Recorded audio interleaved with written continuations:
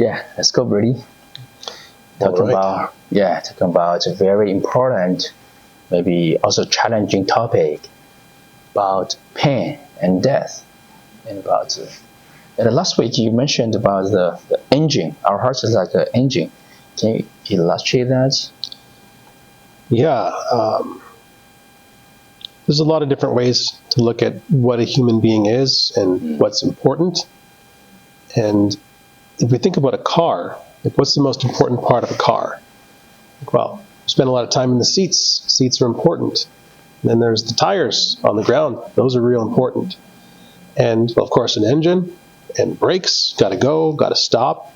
But if you get right down to the core of what's the most important part of a vehicle, it actually isn't a part that you can pick up and hold. Because the most important part of a vehicle is the empty space where the gasoline goes to get compressed and burned with air. Because without that space being right, and there are engineers whose job it is to design the empty space the gasoline goes, it's part of the vehicle, as thoughtfully designed as any other part, even more so, because without the gasoline space being correct, nothing else in the vehicle matters.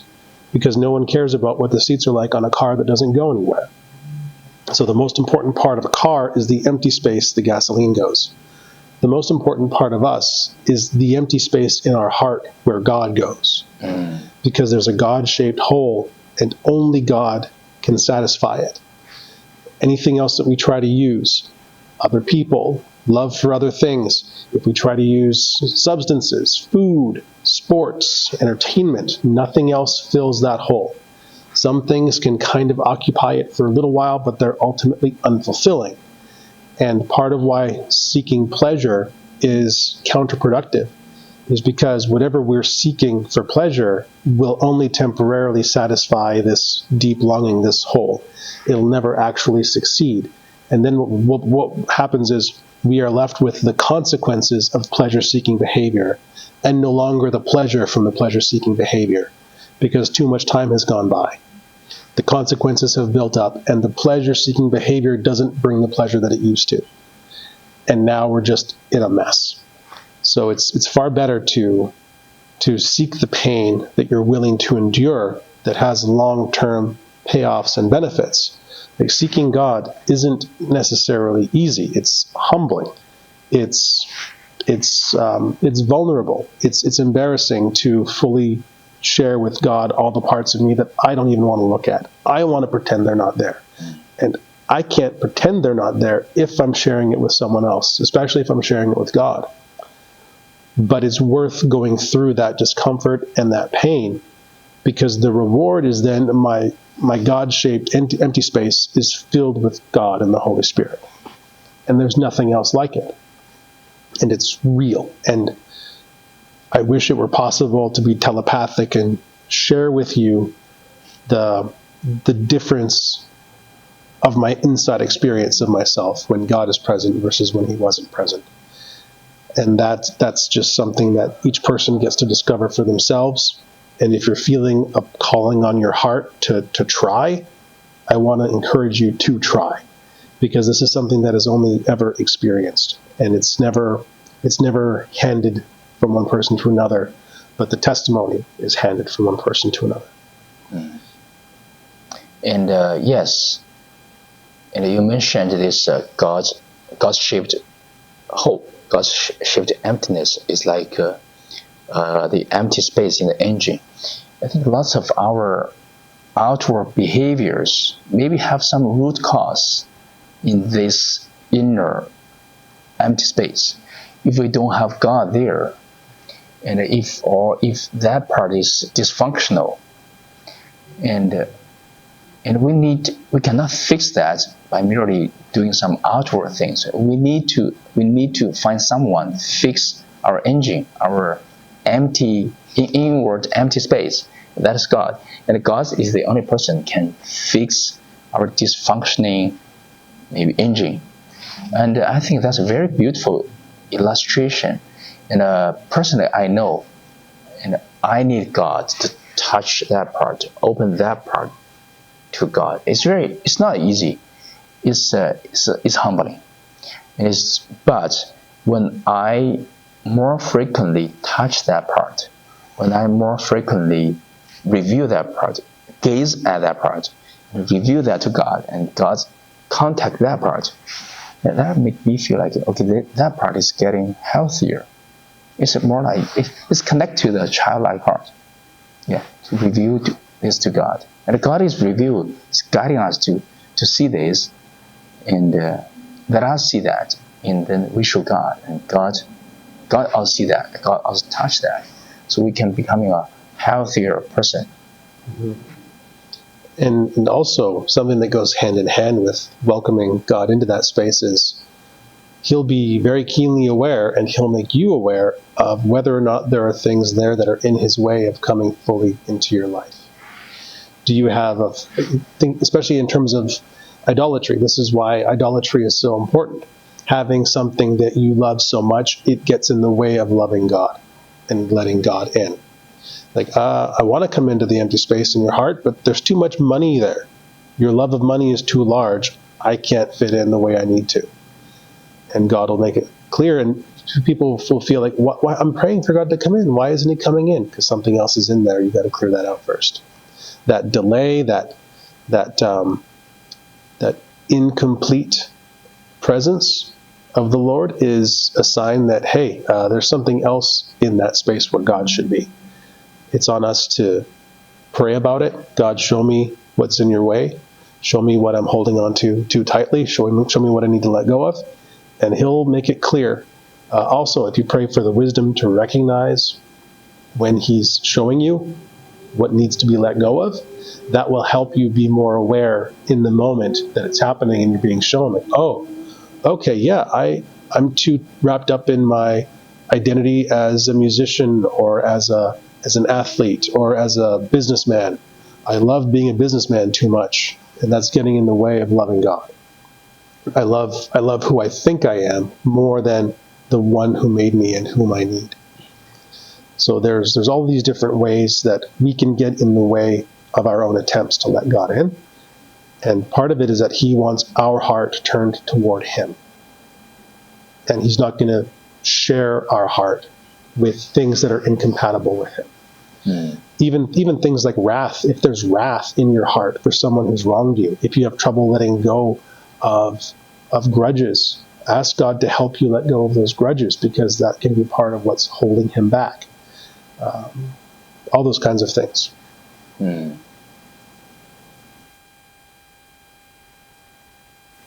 Yes, and that part, and I think John Calvin, he mentioned that human hearts are the factory of idols. So we are keep making idols in our hearts. I think it's Pastor Timothy Keller. He mentioned that idols can only be replaced; they cannot be removed. It's because we have this vacuum and we have a value system. We need someone or something at the top of our value system, and so it cannot be empty. We always put something there, but if it's not God, that becomes our idols. And we all have idols. When we approach God, before we know God, we all have idols. Even after we know God, we still have idols there. And even Christians, I think Christians, they still have lots of idols. It can be money, it can be addiction, things like that. And God wanted to guide us to see what's our idols. And when we see that, when we are willing to share with God, consistently share with God about that, so God can take that place and get rid of the idols. That's painful, but that brings healing, that brings power. Yeah. I don't have anything to add to that. It's just, you said it very well. Oh, thank you. Yeah. Oh, yeah. I like this. You shared about the inside experience when you have God's experience, God's presence, or when you don't have that. What's the difference to that? I think that's a very good phrase to talk about God's presence, inside experience. Yeah, like it's something I've been more recently praying, like in the last few years is, God, help me to see this situation the way you do. Help me to feel this situation the way you do. And pretty much every single time, what ends up happening is I'm more grounded in the present, realizing the current moment is exactly perfect. And then I start to be more curious about, why is this perfect? What's making it perfect? It's perfect in its imperfection. It's kind of whatever is what I keep getting reminded of. It's like, God, how do you see this? It's perfectly imperfect. It's exactly the way it needs to be. Nothing needs to change. As I go through my day, I do more things to make, like Brady, do more things to follow God's plan and bring better things into fruition. But right now is still just as perfect. It's all perfect the whole way through. Mm. It brings like a peace. I can relax into the chaos of life. Mm. And I can roll with the waves instead of trying to flatten them out or build them up into a pile. It's like my whole life I tried to make things happen the way I thought I wanted them to happen. And it felt like building with dry sand. It just keeps falling down. Trying to like flatten out the waves on the water. It just doesn't work. Water has waves. Accept it and roll with it. And I started to realize, oh, okay, there's patterns here to the waves, and I can do things at the top of the waves that I can't do at the bottom, and I can do things at the bottom that I can't do at the top. So learning how to maximize and work with what's happening instead of trying to force my will onto the situation, it let me get more done with less energy and more enjoyment and peace at the same time. Oh, that's a beautiful image. I love that. The waves and bottoms, and we are navigating with the wind, with the waves, and the Holy Spirit is blowing. So Holy Spirit is making the waves, and at the same time, our situation are like ups and downs. But if we try to turn to God and be aware of His presence in the high and in the low, yeah, that's very good. I think spiritual life wisdom is to navigate in the highs and lows. Thank you for doing that. You're welcome. And I want to go one step further too. Just okay, so there's a high and a low, and I use it differently. What does that mean? What does that look like? A low, when something I don't want to have happen is happening, I'm turning to God. I'm reaching out to other people and connecting to them, because when I'm hurting and vulnerable, that's when others can connect to me. The same way we watch a movie, we connect with the hero of the story when they're hurting, when they're struggling, when they're failing, because that's very human, and we have compassion for that because we've all had that experience. So when I'm low in the valley, that's when people can best connect to me. And when I'm up on the higher levels of the waves, that's where things are going well. I have a lot of energy. I feel like I'm very effective. That's when it's time for me to look around and see who's in a valley, who is low, who needs to be pulled up. Because when I'm at the top, that's when I have that ability to bring people into better. I have the ability to extend more. I have the ability to connect with others and be approaching them more humble, because I remember what it's like to be low. I was just low myself. I'm not going to pretend everything's flat and level. I go up, I go down. That's part of what makes it interesting. If it was just level all the time, we could just skip to the end, die and go to heaven. Yeah. The whole point is to be here, experience the ups and downs, turn to God through all of it, and share whatever we have at the time with those it needs to be shared with. Be it a bounty of time, be it a bounty of money, be it a bounty of positivity, be it just whatever is good and going well. Look around and see who you can share it with. And when things aren't going well, look at who you can confide in, ask for help from. Even just like, hey, can I talk to you for 20 minutes? I've got something going on. I don't know what to do about it, but it might help if I talk to someone. And that vulnerability can feel crazy, especially for guys. It's part of why I believe so strongly in men's groups for men, because guys typically join when things are kind of okay, but they've kind of plateaued and they want to level up. That's when they join. And the groups are exceptionally beneficial for them when there's that unexpected dip into the low part of life. Because then there's guys who know them, notice they're down.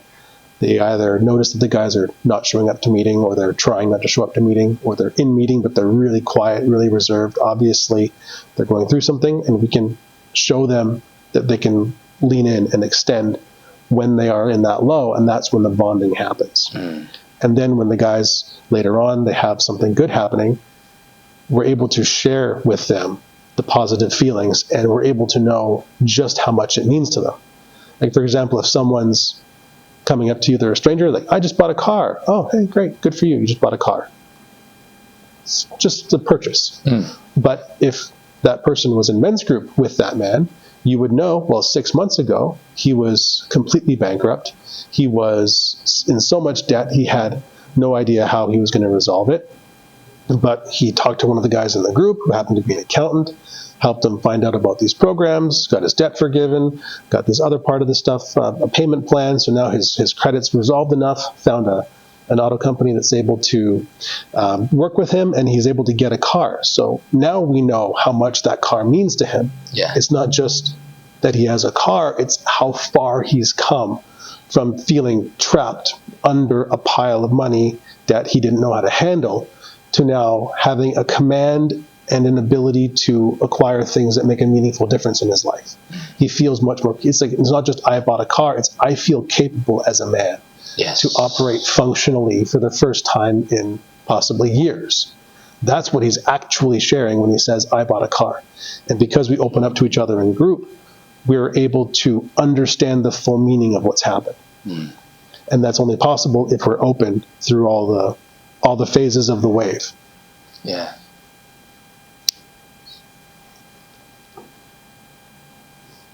Still have 10 minutes.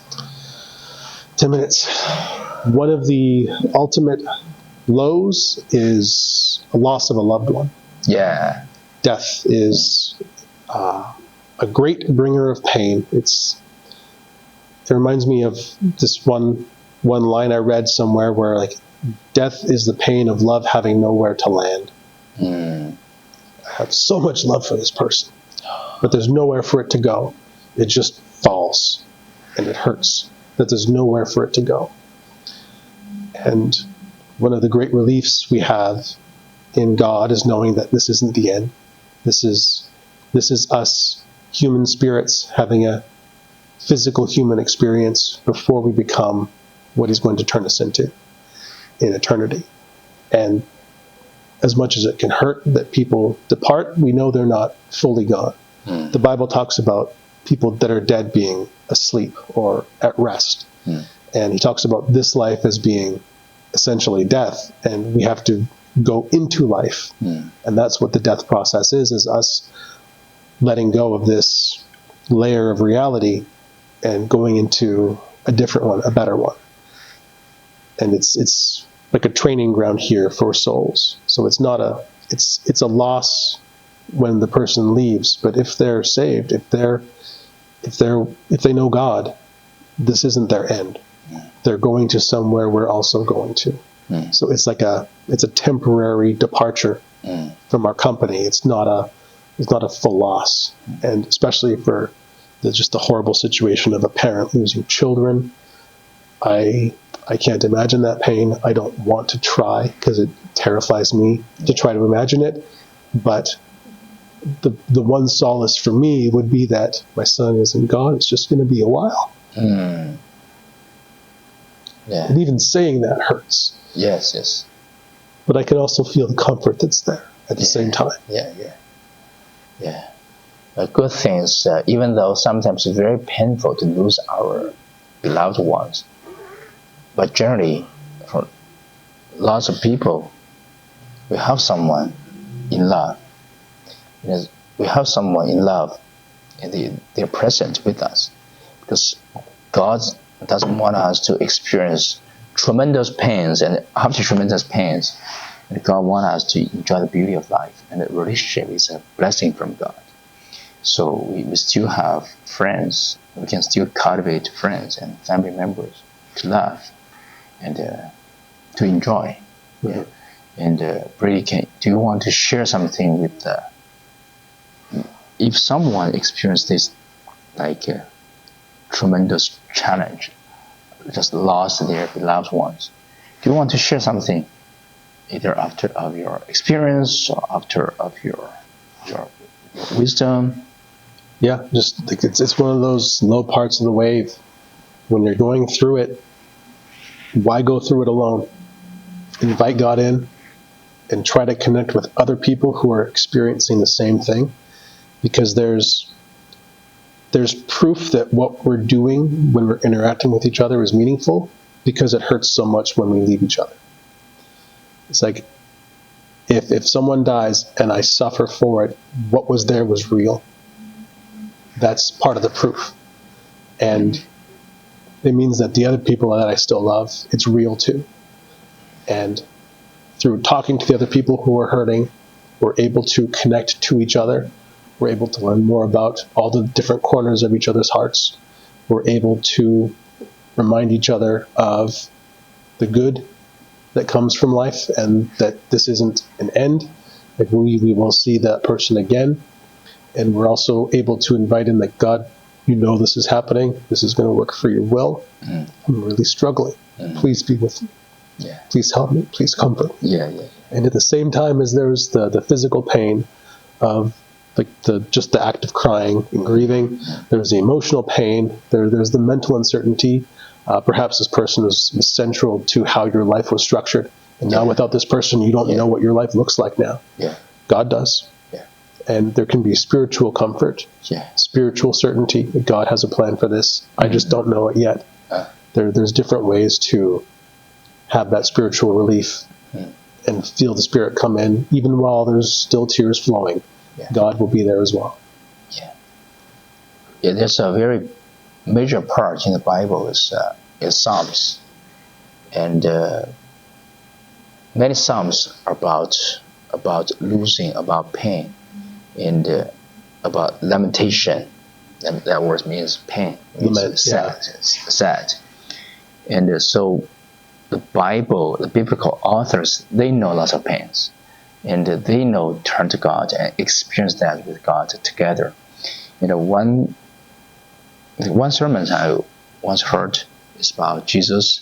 After Jesus' resurrection, he went to Thomas and showed Thomas, "You can see my wound and touch my wound." I think that's a beautiful image. And he has experienced lots of pain on the cross, but later God give him a new life out of this pain. So his pain, his wound is healed. Right now he can show people, and he can invite people to touch it. And that's something God will do in our lives. We all have wounds, we all have pains, but when we bring that to God, experience that with God, and gradually God brings healing into our wounds, like lost beloved ones, and we can turn that wound as a sign of God's love and as God's power. So maybe we can become a blessing to people. I remember the pastor Rick Warren. He lost his son. His son killed himself. That's a very pain for him. But later, after he experienced that, and many people, they reach out to him, writing letters to him and asking for giving him consolation, and also ask for maybe advice and suggestions how to go through that. So Rick Warren mentioned that ministry is born there. He doesn't like the ministry. He doesn't want to have this kind of ministry. But ministry is born from that tragedy. And he says, okay, so later we can, after God help us deal with that. It's not we can overcome that completely, but after we rely on God and God brings some healing to us, so we can comfort others and connect with others in a deeper way. No one else can connect. Some of my pastor friends, they told me when they have maybe church members got cancer, they want to encourage and comfort that person. He couldn't do that, but who can do that? Who can comfort that person? Is another person has experienced cancer before, or another person has cancer right now, but he rely on God. How he rely on God to share with that person and to comfort that person. Yeah. Yeah, and that's exactly the analogy of just when you're down in the bottom of a valley between the waves, you've got that pain, but it's also connectable pain. Connectable pain. I love That's what it's very good for. And maybe in that time when you're in the bottom valley, it's your turn to suffer a loss or an illness or a job loss or a house fire, whatever it is. You're just in need of support and help. But then the wave goes up, and then at some future point in time in your life, someone else is going to be in a similar valley that you've been in before, and you can connect to them very easily because there's that sameness to the pain. Yes. Yes. Connectable pain. I love that. Yeah. But when we stay together with God, connect together with God, we find more meaning. This pain is not meaningless. Yeah. Yeah, he works all things for good. Yeah. It's not necessarily good that some things happen. It's that evil's in the world, evil works its will, and God hijacks everything evil attempts to do and turns it to his purposes. Yeah. Because that's all to his glory. Yeah.